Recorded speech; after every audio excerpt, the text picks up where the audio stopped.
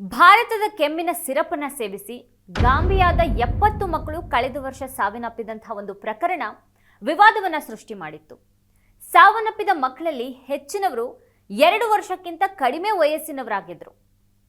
ಪ್ರಕರಣದ ವಿಚಾರವಾಗಿ ಗಾಂಬಿಯಾ ದೇಶದ ಅಧ್ಯಕ್ಷರು ರಚಿಸಿದಂತಹ ಒಂದು ಕಾರ್ಯಪಡೆ ಈಗ ಭಾರತ ಸರ್ಕಾರದ ಮೇಲೆ ಮೊಕದ್ದಮೆ ಹೂಡೋದಕ್ಕೆ ಶಿಫಾರಸನ್ನ ಮಾಡಿದೆ. ಕಳೆದ ವರ್ಷ ನವೆಂಬರ್ನಲ್ಲಿ ವಿಚಾರಣೆಯನ್ನು ಆರಂಭಿಸಿದ ಕಾರ್ಯಪಡೆ ಈ ವರ್ಷದ ಮಾರ್ಚ್ನಲ್ಲಿ ತನ್ನ ವರದಿಯನ್ನು ಸಲ್ಲಿಸಿತ್ತು. ಗಾಂಬಿಯನ್ ಸರ್ಕಾರ ಜುಲೈ 21ರಂದು ಅದನ್ನು ಬಿಡುಗಡೆ ಮಾಡಿದ್ದು ಸಮಿತಿಯ ಶಿಫಾರಸುಗಳ ಆಧಾರದಲ್ಲಿ ತಾನು ಕೈಗೊಳ್ಳುವಂತಹ ಕ್ರಮಗಳ ಬಗ್ಗೆನೂ ಹೇಳಿದೆ. ಈಗ ಸದ್ಯಕ್ಕೆ ಹರಿಯಾಣದ ಔಷಧ ತಯಾರಕ ಕಂಪನಿ ಮೇಡನ್ ಫಾರ್ಮಾಸ್ಯೂಟಿಕಲ್ಸ್ ಮತ್ತು ಗಾಂಬಿಯಾ ದೇಶಕ್ಕಾಗಿ ಈ ಕಂಪನಿಯಿಂದ ಔಷಧಿಗಳನ್ನು ಖರೀದಿಸಿದ ಅಮೆರಿಕ ಮೂಲದ ಆಮದುದಾರ ಸಂಸ್ಥೆ ಅಟ್ಲಾಂಟಿಕ್ ಫಾರ್ಮಾಸ್ಯೂಟಿಕಲ್ಸ್ ವಿರುದ್ಧ ಕಾನೂನು ಕ್ರಮಕ್ಕೆ ಗಾಂಬಿಯಾ ಸರ್ಕಾರ ಮುಂದಾಗಿದೆ. ಅದು ಇನ್ನು ಉನ್ನತ ಮಟ್ಟದ ಅಂತಾರಾಷ್ಟ್ರೀಯ ಕಾನೂನು ಸಂಸ್ಥೆಯಿಂದ ಕಾನೂನು ಸಲಹೆಗಳನ್ನು ಪಡಿತಾ ಇದ್ದು ಭಾರತ ಸರ್ಕಾರದ ವಿರುದ್ಧವೂ ಕಾನೂನು ಕ್ರಮ ಕೈಗೊಳ್ಳುವ ಬಗ್ಗೆ ಏನನ್ನೂ ಹೇಳಿಲ್ಲ. ಈ ಪ್ರಕರಣವನ್ನು ವಿಶ್ವ ಆರೋಗ್ಯ ಸಂಸ್ಥೆ ಕೂಡ ಗಂಭೀರವಾಗಿ ಪರಿಗಣಿಸಿ ಕಳೆದ ವರ್ಷದ ಅಕ್ಟೋಬರ್ನಲ್ಲಿಯೇ ಭಾರತಕ್ಕೆ ಛೀಮಾರಿಯನ್ನು ಹಾಕಿತ್ತು. ಈ ಔಷಧಗಳ ಬಗ್ಗೆ ಎಚ್ಚರದಿಂದ ಇರುವಂತೆ ಇತರ ದೇಶಗಳಿಗೂ ಕೂಡ ಅದು ಸಂದೇಶವನ್ನು ರವಾನೆ ಮಾಡಿತ್ತು. ವಿಶ್ವದ ಬಡ ದೇಶಗಳಿಗೆ ಕಡಿಮೆ ದರದಲ್ಲಿ ಉತ್ತಮ ಗುಣಮಟ್ಟದ ಔಷಧಗಳನ್ನು ಭಾರತ ಪೂರೈಸುತ್ತೆ ಅನ್ನುವಂಥ ಒಂದು ಹೆಸರಿತ್ತು. ಭಾರತವನ್ನು ವಿಶ್ವಕ್ಕೆ ಔಷಧಿ ತಯಾರಿಸಿ ಸರಬರಾಜು ಮಾಡುವ ದೇಶ ಅಂತ ಕೂಡ ಗುರುತಿಸಲಾಗಿತ್ತು. ಅದಕ್ಕೂ ಈ ಒಂದು ಪ್ರಕರಣದಿಂದಾಗಿ ಕಳಂಕ ಅಂಟಿತ್ತು. ಈ ನಡುವೆ ಕಳೆದ ತಿಂಗಳು ಕ್ಯಾಮ್ರೂನ್ನಲ್ಲೂ ಭಾರತದಲ್ಲಿ ಸಿದ್ಧವಾಗಿತ್ತು ಅಂತ ಹೇಳಲಾದ ಸಿರಪ್ ಅನ್ನು ಸೇವಿಸಿ 12 ಮಕ್ಕಳು ಸಾವಿಗೀಡಾಗಿದ್ದಾರೆ ಅನ್ನೋ ಒಂದು ಆರೋಪ ಕೂಡ ಕೇಳಿಬಂದಿದೆ. ಈಗ ಗಾಂಬಿಯಾ ಘಟನೆ ಏನು ಅನ್ನೋದನ್ನ ಸ್ವಲ್ಪ ಇಲ್ಲಿ ವಿವರವಾಗಿ ನಾವು ನೋಡೋಣ. ಬಿಜೆಪಿ ಆಡಳಿತವಿರುವ ಹರಿಯಾಣ ಮೂಲದ ಮೇಡನ್ ಫಾರ್ಮಾಸ್ಯೂಟಿಕಲ್ಸ್ ಲಿಮಿಟೆಡ್ ತಯಾರಿಸಿರುವಂತಹ ಒಂದು ಕೆಮ್ಮಿನ ಸಿರಪ್ಗಳು ಗಾಂಬಿಯಾ ದೇಶದ ಮಕ್ಕಳನ್ನ ಬಲಿ ತೆಗೆದುಕೊಂಡಿದ್ವು. ಪ್ರೊಮೆಥಾಝೈನ್ ಓರಲ್ ಸೊಲ್ಯೂಷನ್, ಕೋಫೆಕ್ಸ್ ಮಲಿನ್ ಬೇಬಿ ಕೆಮ್ಮಿನ ಸಿರಪ್, ಮ್ಯಾಕಫ್ ಬೇಬಿ ಕೆಮ್ಮಿನ ಸಿರಪ್ ಮತ್ತು ಮಾಗ್ರಿಪ್ ಅಂಡ್ ಕೋಲ್ಡ್ ಸಿರಪ್ ಇವೇ ಆ 4 ಔಷಧಗಳಾಗಿದ್ವು. ಈ 4 ಔಷಧಗಳನ್ನು ಪ್ರಯೋಗಾಲಯದಲ್ಲಿ ವಿಶ್ಲೇಷಿಸಿದಾಗ ಅವುಗಳಲ್ಲಿ ಡೈಥಿಲಿನ್ ಗ್ಲೈಕೋಲ್ ಮತ್ತು ಎಥಿಲಿನ್ ಗ್ಲೈಕೋಲ್ ಎಂಬ ಹಾನಿಕಾರಕ ರಾಸಾಯನಿಕಗಳು ಹೆಚ್ಚಿನ ಮಟ್ಟದಲ್ಲಿ ಇರೋದು ಪತ್ತೆಯಾಗಿತ್ತು. ಇವು ಅಗ್ಗದ ರಾಸಾಯನಿಕಗಳಾಗಿದ್ದು ನಿಗದಿತ ಪ್ರಮಾಣ ಮೀರುವಂತಿಲ್ಲ ಅನ್ನುವಂಥ ಎಚ್ಚರಿಕೆಯೇ ಇದೆ. ಮನುಷ್ಯರ ದೇಹಗಳಿಗೆ ಈ 2 ರಾಸಾಯನಿಕಗಳು ವಿಷಕಾರಿಯಾಗಿದ್ದು ಇವು ಕಿಡ್ನಿ ಮತ್ತು ಲಿವರ್ಗಳನ್ನೇ ಹಾನಿಗೊಳಿಸುವಂತಹ ಮಾರಕ ರಾಸಾಯನಿಕಗಳಾಗಿವೆ. ಜೀವವನ್ನೇ ತೆಗೆಯುವಷ್ಟು ಅಪಾಯಕಾರಿ ಇವು.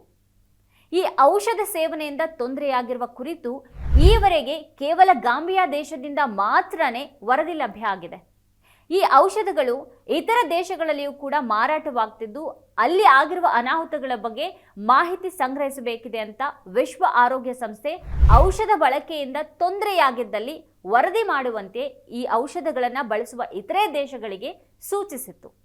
ಗಾಂಬಿಯಾ ಮಕ್ಕಳನ್ನ ಬಲಿ ಪಡೆದಂತಹ ಈ 4 ಔಷಧಗಳ ಸುರಕ್ಷತೆ ಮತ್ತು ಗುಣಮಟ್ಟ ಖಾತ್ರಿಯ ಬಗ್ಗೆ ತಯಾರಕ ಕಂಪನಿ ಯಾವುದೇ ಭರವಸೆಯನ್ನ ನೀಡಿಲ್ಲ ಅಂತ ವಿಶ್ವ ಆರೋಗ್ಯ ಸಂಸ್ಥೆಯೇ ಹೇಳಿದೆ. ಈ ಕಂಪನಿ ಕಳಪೆ ಔಷಧವನ್ನು ತಯಾರಿಸಿ ಸಿಕ್ಕಿ ಹಾಕಿಕೊಳ್ತಾ ಇರೋದು ಇದೇ ಮೊದಲ ಬಾರಿ ಏನಲ್ಲ. ಕೇರಳ ಸರ್ಕಾರ ಈ ಕಂಪನಿಯ ಡಯಾಬಿಟಿಸ್ ಸಂಬಂಧಿಸಿದ ಒಂದು ಔಷಧಿಯ ಬಗ್ಗೆ ತಕರಾರನ್ನು ತೆಗೆದಿತ್ತು. ಇದೇ ಕಂಪನಿಯ ಇನ್ನೊಂದು ಔಷಧದಲ್ಲಿ ಬೇರೆಲ್ಲ ದೇಶಗಳು ನಿಷೇಧ ಮಾಡಿರುವಂತಹ ರಾಸಾಯನಿಕ ಅತಿ ಹೆಚ್ಚು ಪ್ರಮಾಣದಲ್ಲಿ ಬಳಕೆಯಾಗಿದ್ರ ಬಗ್ಗೆ ಕೂಡ ವರದಿ ಇತ್ತು.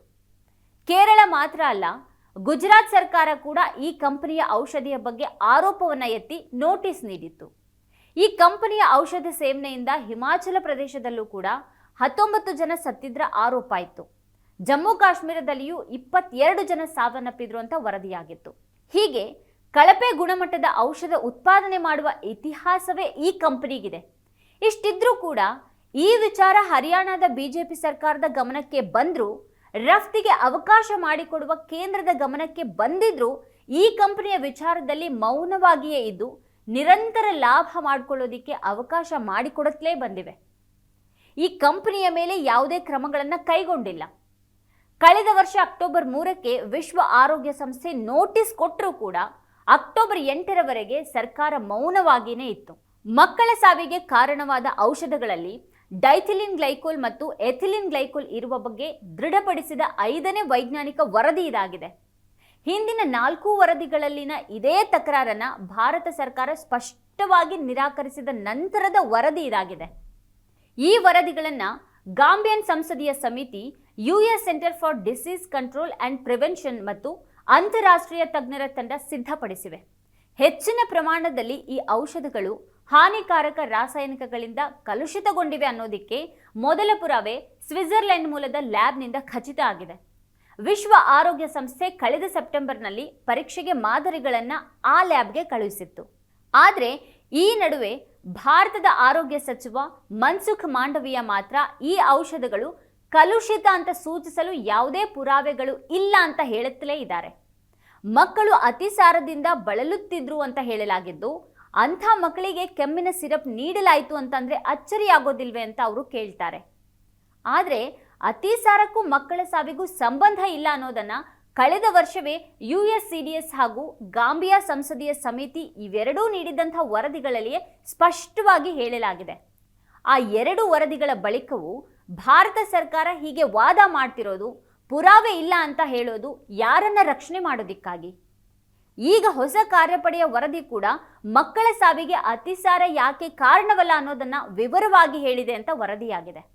2022ರ ಜುಲೈನಿಂದ ಅಕ್ಟೋಬರ್ವರೆಗಿನ ಅವಧಿಯಲ್ಲಿ ತೀವ್ರ ಕಿಡ್ನಿ ಗಾಯದಿಂದಾಗಿ 1 ವರ್ಷಕ್ಕಿಂತ ಕಡಿಮೆ ವಯಸ್ಸಿನ 70 ಮಕ್ಕಳ ಸಾವು ಆ 4 ಕೆಮ್ಮು ಸಿರಪ್ಗಳಲ್ಲಿನ ಹಾನಿಕಾರಕ ರಾಸಾಯನಿಕಗಳ ನೇರ ಪರಿಣಾಮ ಅಂತ ಕಾರ್ಯಪಡೆ ತೀರ್ಮಾನ ಮಾಡಿದೆ.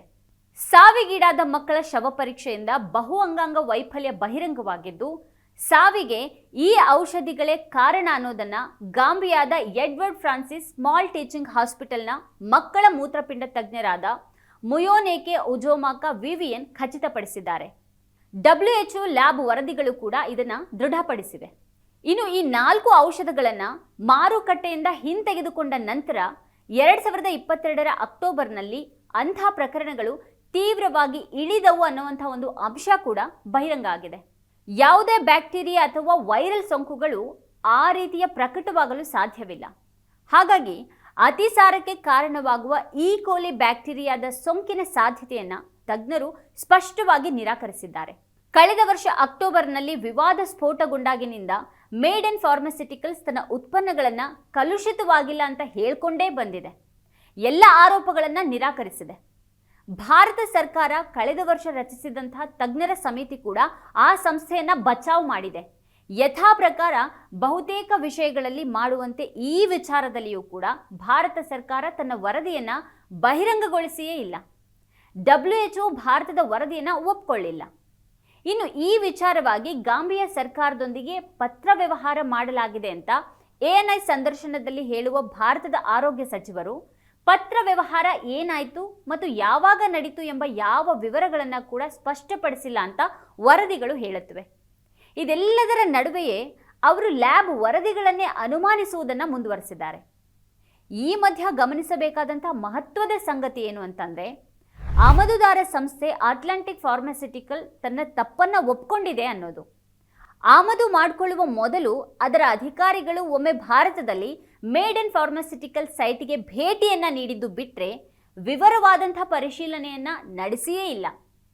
ಭಾರತೀಯ ಔಷಧ ನಿಯಂತ್ರಣ ಪ್ರಾಧಿಕಾರ ಮೇಡನ್ ಫಾರ್ಮಾಸ್ಯೂಟಿಕಲ್ಸ್ಗೆ ನೀಡಿದಂತಹ ಒಂದು ಪ್ರಮಾಣ ಪತ್ರವನ್ನ ಅಷ್ಟೇ ನಂಬಿ ಔಷಧ ಆಮದು ಮಾಡಿಕೊಂಡಿರೋದಾಗಿ ಅಟ್ಲಾಂಟಿಕ್ ಫಾರ್ಮಾಸ್ಯೂಟಿಕಲ್ಸ್ ಹೇಳಿದೆ. ಮೇಡನ್ ಫಾರ್ಮಾಸ್ಯೂಟಿಕಲ್ಸ್ ಕಳಪೆ ತಯಾರಿಕೆಯ ಇತಿಹಾಸವನ್ನು ಅಟ್ಲಾಂಟಿಕ್ ಫಾರ್ಮಾಸ್ಯೂಟಿಕಲ್ಸ್ ಪರಿಶೀಲಿಸಿಲ್ಲ ಅನ್ನೋದು ಬಹಿರಂಗ ಆಗಿದೆ. ಭಾರತದೊಳಗೆ ಅದರ ಉತ್ಪನ್ನಗಳ ಬಗ್ಗೆ ತಕರಾರು ಎದ್ದಿದ್ದು ಕೂಡ ಅದಕ್ಕೆ ಗೊತ್ತೇ ಇಲ್ಲ. ಇನ್ನೊಂದು ವಿಚಾರ ಅಂದ್ರೆ, ಗಾಂಬಿಯಾದ ಡ್ರಗ್ ರೆಗ್ಯುಲೇಟರ್ ಪ್ರಕಾರ ಸಾಮಾನ್ಯವಾಗಿ ಔಷಧಗಳನ್ನು ಆಮದು ಮಾಡಿಕೊಳ್ಳುವ ಮೊದಲು ಆ ಕಂಪನಿ ಗಾಂಬಿಯಾದ ಔಷಧ ನಿಯಂತ್ರಕದಲ್ಲಿ ನೋಂದಣಿಯಾಗಿರಬೇಕು. ಆದರೆ ಅಟ್ಲಾಂಟಿಕ್ ಫಾರ್ಮಾವನ್ನ ಕೇವಲ ಪಟ್ಟಿ ಮಾಡಲಾಗಿದೆ ಹೊರತು ನೋಂದಣಿ ಮಾಡಲಾಗಿಲ್ಲ ಅನ್ನೋದು ಕಾರ್ಯಪಡೆ ವರದಿ ಬಹಿರಂಗಪಡಿಸಿದೆ. ಹೀಗಿದ್ರೂ ಗಾಂಬಿಯಾದ ನಿಯಂತ್ರಣ ಪ್ರಾಧಿಕಾರದ ಕಾರ್ಯನಿರ್ವಾಹಕ ನಿರ್ದೇಶಕ ಮತ್ತು ಉಪ ಕಾರ್ಯನಿರ್ವಾಹಕ ನಿರ್ದೇಶಕರು ಅಟ್ಲಾಂಟಿಕ್ ಫಾರ್ಮಾಕ್ಕೆ ಅನುಮತಿ ನೀಡಿರೋದ್ರಿಂದ ಅವರನ್ನ ಗಾಂಬಿಯಾ ಸರ್ಕಾರ ವಜಾಗೊಳಿಸಿದೆ. ಜೊತೆಗೆ ಅಟ್ಲಾಂಟಿಕ್ ಫಾರ್ಮಾಸ್ಯೂಟಿಕಲ್ಸ್ನ ಪರವಾನಗಿಯನ್ನ ಶಾಶ್ವತವಾಗಿ ರದ್ದುಗೊಳಿಸಿದ್ದು ಅದರ ವಿರುದ್ಧ ಕಾನೂನು ಪ್ರಕ್ರಿಯೆ ಪ್ರಾರಂಭ ಮಾಡಿದೆ. ಇನ್ನೊಂದು ಕಡೆ ಜುಲೈನಿಂದ ಭಾರತದಿಂದ ರಫ್ತು ಮಾಡಲಾಗುವಂತಹ ಎಲ್ಲ ಔಷಧಿಗಳನ್ನು ಸಾಗಣೆಗೆ ಮೊದಲು ದಾಖಲೆ ಪರಿಶೀಲನೆ, ತಪಾಸಣೆ ಮತ್ತು ಗುಣಮಟ್ಟ ನಿಯಂತ್ರಣ ಪರೀಕ್ಷೆಗೆ ಒಳಪಡಿಸೋದನ್ನ ಈಗ ಗಾಂಬಿಯನ್ ಡ್ರಗ್ ಕಂಟ್ರೋಲರ್ ಕಡ್ಡಾಯ ಮಾಡಿದೆ. ಮುಂಬೈ ಮೂಲದ ಕಂಟ್ರೋಲ್ ಲ್ಯಾಬೊರೇಟರೀಸ್ ಪ್ರೈವೇಟ್ ಲಿಮಿಟೆಡ್ ಅನ್ನ ಗಾಂಬಿಯನ್ ಮೆಡಿಸಿನ್ಸ್ ಕಂಟ್ರೋಲ್ ಏಜೆನ್ಸಿ ಅಗತ್ಯ ತಪಾಸಣೆಗಳನ್ನು ಕೈಗೊಳ್ಳಲು ಮತ್ತು ತಪಾಸಣೆ ಮತ್ತು ವಿಶ್ಲೇಷಣೆ ಅಂದ್ರೆ CRIA ವರದಿಯನ್ನ ನೀಡಲು ನೇಮಿಸಿದೆ. ಇನ್ಮುಂದೆ ಗಾಂಬಿಯಾಕ್ಕೆ ರಫ್ತಾಗುವಂತಹ ಎಲ್ಲ ಔಷಧಗಳು ಪ್ರವೇಶ ಬಂದರುಗಳಲ್ಲಿ ಕಸ್ಟಮ್ಸ್ ಕ್ಲಿಯರೆನ್ಸ್ಗಾಗಿ CRIAಯನ್ನ ಒದಗಿಸುವಂತಹ ಅಗತ್ಯವಿದೆ ಅಂತ ಗಾಂಬಿಯನ್ ಡ್ರಗ್ ರೆಗ್ಯುಲೇಟರ್ ಮಾರ್ಗದರ್ಶನದ ದಾಖಲೆ ಹೇಳಿದೆ. ಕಂಪನಿಯ ವಿವರ, ಉತ್ಪಾದನಾ ಪರವಾನಗಿ ನಕಲು, WHO GMP ಪ್ರಮಾಣ ಪತ್ರದ ನಕಲು, ಗಾಂಬಿಯನ್ ಆಮದುದಾರರ ಮಾಹಿತಿಯನ್ನು ಒದಗಿಸುವ ಮೂಲಕ ಕಂಪನಿಗಳು ಗಾಂಬಿಯಾಕ್ಕೆ ರಫ್ತುದಾರರಾಗಿ ನೋಂದಾಯಿಸಿಕೊಳ್ಳಬೇಕಾಗತ್ತೆ. ಅಲ್ಲದೆ ಉತ್ಪನ್ನ ದಾಖಲೆಗಳನ್ನು ಪರಿಶೀಲಿಸಲಾಗುತ್ತೆ. ಔಷಧದ ಜೀವಿತಾವಧಿಯನ್ನು ಪರೀಕ್ಷಿಸಲು ಮಾದರಿಯನ್ನು ಸಂಗ್ರಹ ಮಾಡಲಾಗುತ್ತೆ. ಉತ್ಪನ್ನಗಳನ್ನು ಶಿಫ್ಟಿಂಗ್ ಕಂಟೈನರ್ಗಳಲ್ಲಿ ಲೋಡ್ ಮಾಡಿದ ನಂತರ ಈ ತಪಾಸಣೆಯನ್ನು ಕೈಗೊಳ್ಳಲಾಗುತ್ತೆ. ಇನ್ನು ತಪಾಸಣೆಯ ವೆಚ್ಚವನ್ನು ಸಹ ರಫ್ತುದಾರರೇ ಭರಿಸಬೇಕಾಗತ್ತೆ ಅನ್ನುವಂಥ ಮಾರ್ಗಸೂಚಿಗಳು ಹೇಳುತ್ತವೆ. ಜಾಗತಿಕ ಮಟ್ಟದಲ್ಲಿ ಹೇಗೆಲ್ಲ ಭಾರತದ ಮಾನ ಹೋಗ್ತಾ ಇದೆ ಅನ್ನೋದಕ್ಕೆ ಈ ಪ್ರಕರಣ ಮತ್ತೊಂದು ನಿದರ್ಶನ. ರಾಹುಲ್ ಗಾಂಧಿಯಂಥ ನಾಯಕರು ಹೊರದೇಶಗಳಲ್ಲಿ ಹೋಗಿ ಸತ್ಯ ಮಾತನಾಡಿದರೆ ಉರಿದುರಿದು ಬೀಳುವಂತಹ ಬಿಜೆಪಿ ಸರ್ಕಾರಕ್ಕೆ ತನ್ನ ಪ್ರಮಾದದಿಂದ ವಿದೇಶಿ ಸರ್ಕಾರಗಳು ಹಾಗೂ ಜಾಗತಿಕ ಸಂಸ್ಥೆಗಳ ಎದುರು ದೇಶಕ್ಕೆ ಆಗ್ತಾ ಇರುವಂತಹ ಘೋರ ಅವಮಾನದ ಬಗ್ಗೆ ಪರಿತಾಪ ಆಗುತ್ತಲೇ ಇಲ್ಲ. ಯಾಕಂತಂದ್ರೆ ಅದು ತನಗೆ ಬೇಕಾದವರ ರಕ್ಷಣೆಗಾಗಿ ಎಂಥ ಅತಿಗೂ ಹೋಗುತ್ತೆ ಅನ್ನೋದು ಈಗಾಗಲೇ ಅನೇಕ ಸಲ ಸಾಬೀತಾಗಿರುವಂತಹ ವಿಚಾರನೇ. ಔಷಧಿ ಉತ್ಪಾದನೆ ಮತ್ತದರ ಗುಣಮಟ್ಟ ನಿಯಂತ್ರಣಕ್ಕೆ ವ್ಯವಸ್ಥೆ ಇರುತ್ತೆ. ಕೇಂದ್ರ ಸರ್ಕಾರದ ಮಟ್ಟದಲ್ಲಿ ಔಷಧಗಳ ಗುಣಮಟ್ಟ ಮತ್ತು ನಿಯಂತ್ರಣ ಪ್ರಾಧಿಕಾರ ಇದೆ. ರಾಜ್ಯಗಳ ಮಟ್ಟದಲ್ಲೂ ಕೂಡ ಔಷಧ ಗುಣಮಟ್ಟ ಪರಿಶೀಲನೆಗೆ ಅಂತಾನೆ ಆರೋಗ್ಯ ಇಲಾಖೆಯಡಿ ವಿಭಾಗಗಳಿರುತ್ತವೆ.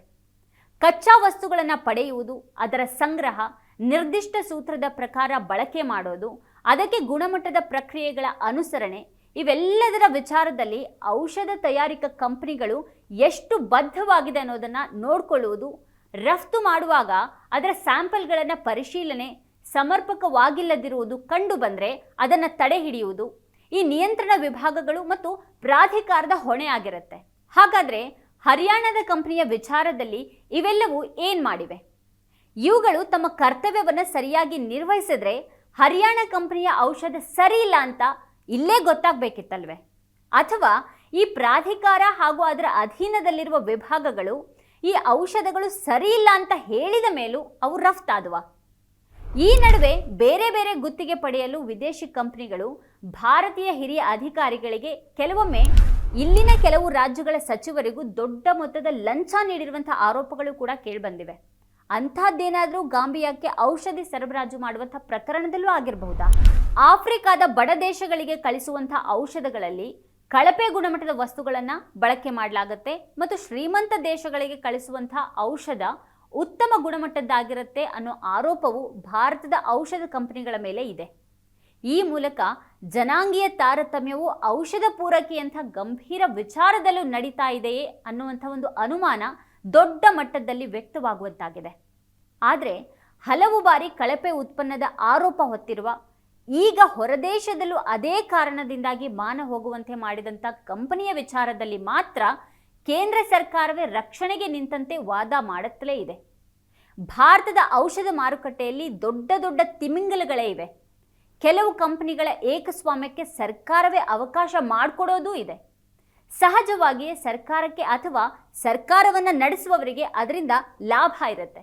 ಇಲ್ಲಿ ಇವರೆಲ್ಲ ಲಾಭಕ್ಕಾಗಿ ಹೊಂಚುತ್ತಿರುವಾಗ ಭಾರತದ ಮೇಲೆ ವಿಶ್ವಾಸವಿರಿಸಿದಂಥ ಆಫ್ರಿಕಾದ ಆ ಬಡ ದೇಶದಲ್ಲಿ ಅಷ್ಟೊಂದು ಅಮಾಯಕ ಮಕ್ಕಳು ಬಲಿಯಾಗಬೇಕಾಯ್ತಲ್ಲ. ಇವರಿಗೆ ಕೊಂಚವಾದ್ರೂ ವೇದನೆ, ಅಪರಾಧಿ ಭಾವ ಕಾಡೋದೇ ಇಲ್ವೇ? ಇದೇ ಹೊತ್ತಿನ ವಿಶೇಷ. ನೋಡ್ತಾ ಇರಿ ವಾರ್ತಾ ಭಾರತಿ. ನೀವಿನ್ನು ವಾರ್ತಾ ಭಾರತಿ ಯೂಟ್ಯೂಬ್ ಚಾನೆಲ್ಗೆ ಸಬ್ಸ್ಕ್ರೈಬ್ ಆಗಿಲ್ಲ ಅಂತಂದರೆ ಈ ಕೂಡಲೇ ಸಬ್ಸ್ಕ್ರೈಬ್ ಆಗಿ, ಹಾಗೆ ಅಲ್ಲೇ ಪಕ್ಕದಲ್ಲಿರುವ ಬೆಲ್ ಐಕಾನ್ ಪ್ರೆಸ್ ಮಾಡಿ.